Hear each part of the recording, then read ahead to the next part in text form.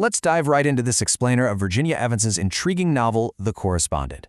Today we're unpacking a really fascinating review of this book to see exactly what makes it tick, why it's proven to be so divisive, and ultimately whether this unique character study actually belongs in your listening queue. But hey, just a quick note before you get started. The full audiobook of The Correspondent is available right now through the link in the description. So definitely go check that out if our breakdown today piques your interest. It's such a fascinating premise, but honestly, we have to ask the obvious question. Can a story told entirely through the daily messages of a 73-year-old actually hold our attention? We're drawing on some great insights from the audiobook review channel Spineless Books today, and as their reviewer Amanda points out, this format presents some incredibly unique challenges and rewards for us as listeners. Okay, Section 1. A novel in letters. So The Correspondent is a true epistolary novel. And that means the book contains absolutely zero traditional narrative prose. None. It consists entirely of letters and emails going back and forth. You are essentially stepping right into the main character's inbox and outbox. Because of this, it takes a little while to really pick up on what's going on in the plot. I mean, think about it. How much dramatic controversy and explosive action can you really squeeze into a daily email chain? And this brilliantly illustrates a friction point that is just so specific to audiobooks. While someone reading a physical book can just glance at an email address at the top of a page and skip right to the meat of the message, audiobook listeners don't exactly have that luxury. You have to awkwardly hear the to and from email addresses read aloud at the very beginning of every single correspondence. It definitely feels a bit weird at first, for sure, but it actually provides some really necessary clarity so you know exactly who's involved in the exchange. Moving on to Section 2, let's meet Sybil Van Antwerp, the 73-year-old at the center of it all. You see, Sybil processes her life, her thoughts, and her past by writing to absolutely everyone in her world. It creates this vast, sprawling web of communication. She writes to her brother, who lives abroad, to her child, and literally even to the next-door neighbor she sees almost every single day.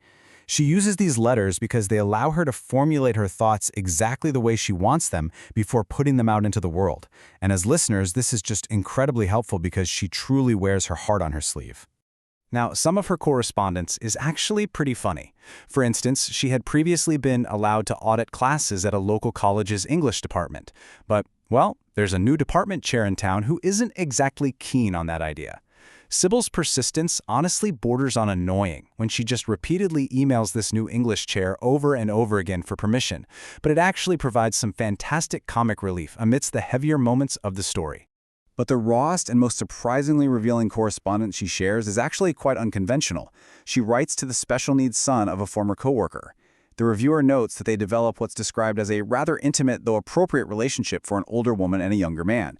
They reveal a tremendous amount to one another, making this easily one of Sybil's most fascinating and unguarded connections in the entire book.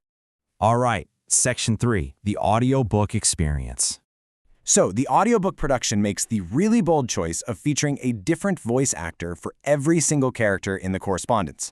This means you're getting a massive, full cast experience to represent all the different people Sybil is writing to and hearing back from. However, our reviewer actually found this stylistic choice almost unnecessary.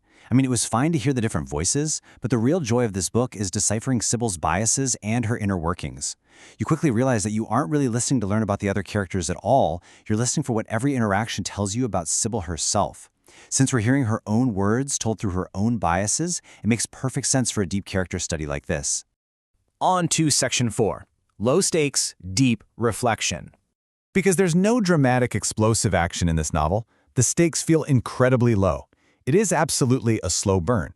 The courage it takes for Sybil to just re-examine challenging parts of her life is the main story arc here. But getting there requires real patience, forcing the reviewer to actually question putting the book down entirely at one point. And in a moment of sheer transparency, the reviewer admits to breaking their own personal rule. Usually, they skip book summaries altogether, just to avoid bias. But, feeling a bit unmotivated by those low stakes, they went back and read the summary anyway. And you know what? That acted as the turning point. It framed the story in a way that made them reconsider, pick the audiobook back up, and ultimately, they were incredibly glad they did. If you have the patience for a slow burn, kind of akin to the pacing you might find in an Anne Patchett novel, you are rewarded with a profound, introspective look at some deeply human themes. Through her letters, Sybil is dealing with aging, deep reflection, and revisiting a past she had previously just pushed aside. There's this incredibly sensitive and subtle character transformation that takes place, and you just have to be willing to accept that internal shift as the story's main event to truly enjoy the experience. Okay, Section 5, the final verdict. Immediately after finishing the book, the reviewer initially gave this a 3.5 out of 5 rating, feeling that the slow pacing and lack of dynamic action was a genuine hurdle to getting through the audio. Yet, as the reviewer processed the story over time, that rating actually began shifting upward, right into the love it camp. Immense respect grows when you sit back and think about the author's ability to fully realize a three-dimensional, flawed, and absolutely fascinating character using literally nothing but emails and letters.